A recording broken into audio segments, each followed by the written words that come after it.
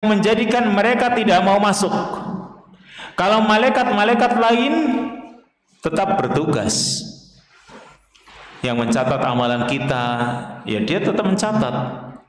Tapi ini yang nggak mau masuk, ini malaikat rahmat, kan ini kerugian bagi kita. Dia tidak mau masuk, kenapa? Karena ada gambarnya dan juga ada anjingnya. Sekali lagi, turunnya malaikat itu membawa kebaikan, membawa berkah, membawa rahmatnya Allah. Kalau ini nggak mau masuk gara-gara ada penyebabnya, ini sekali lagi ini adalah kerugian bagi kita. Kalau rumah kita misalnya selama ini malaikat nggak mau masuk, makanya di sini yang namanya menggambar kalimatnya di sini, kalimatnya pertama kali la tadkhulu baitan, ya, malaikat tidak akan masuki rumah. Ini rumahnya ini sifatnya umum. Karena kalimat baitan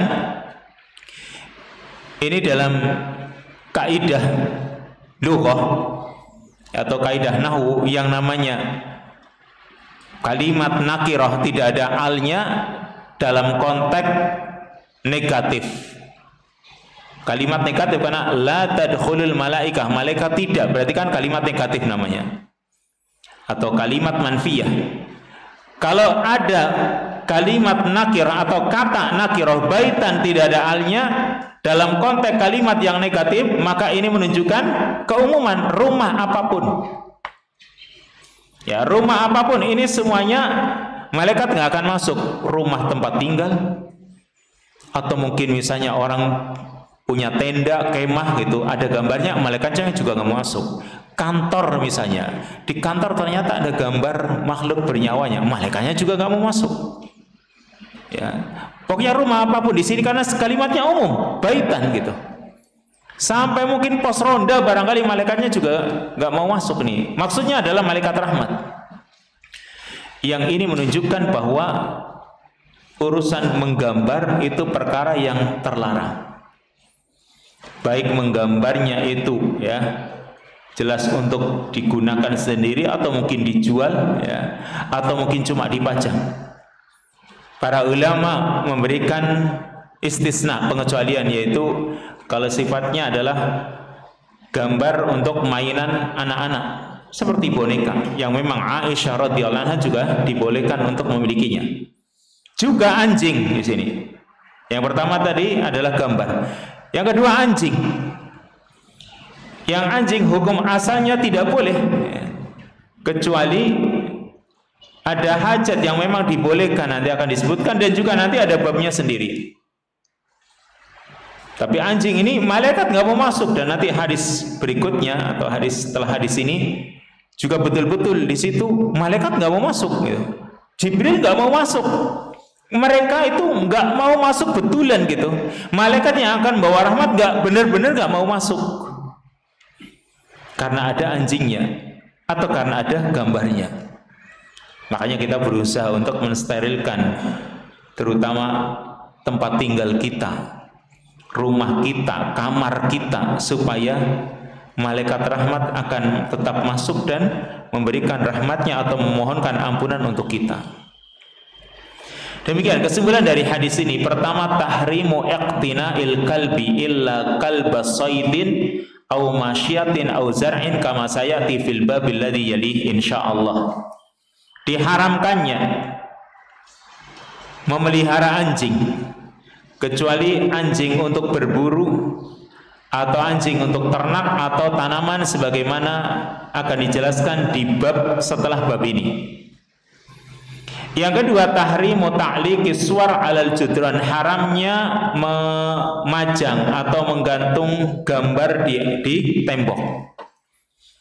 Dikatakan wa hadza mimma batuliya bihi ahlu hadzal zaman. Ini termasuk perkara yang menjadi ujian bagi orang-orang yang hidup di zaman sekarang. Ini ujiannya banyak sekarang kan itu ya. Karena gambar-gambar itu hampir setiap rumah itu banyak gambar-gambarnya, terutama orang yang misalnya dia punya foto rata-rata dipajang. Meskipun sudah kita terangkan ya tentang foto yang memang diambil dengan alat atau dengan kamera, dibolehkan, tapi bukan untuk dipajang. Ya, bukan untuk seperti itu, dikonsumsinya seperti itu, bukan.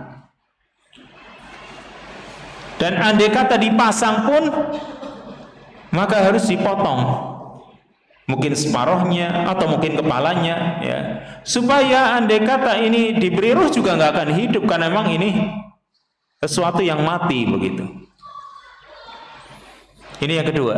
Yang ketiga, al-baitul ladzi fihi kalbun aw suratun la tadkhuluhu malaikatur rahmah fayuhramu minal istighfar li ahlihi wad du'a ilahum birrahmah.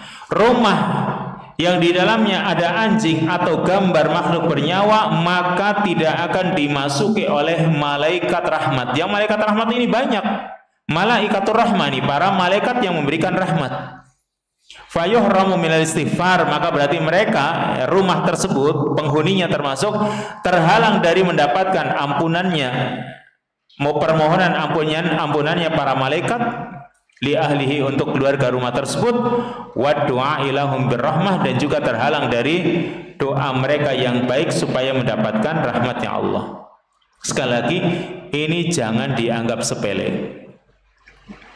Ketika malaikat rahmat gak mau masuk, ini suatu kerugian besar, karena doa mereka kan mustajab. Kalau mereka bisa masuk kemudian mendoakan, itu kan doa mereka mustajab. Maka jangan sekali lagi orang itu menganggap remeh, menganggap sepele perkara ini. Faedah yang berikutnya, yang keempat, al malaikatul ladina yamtani'una 'anid dukhul hum malaikatur rahmah ammal hafadha fahum la yufariquna al ibad.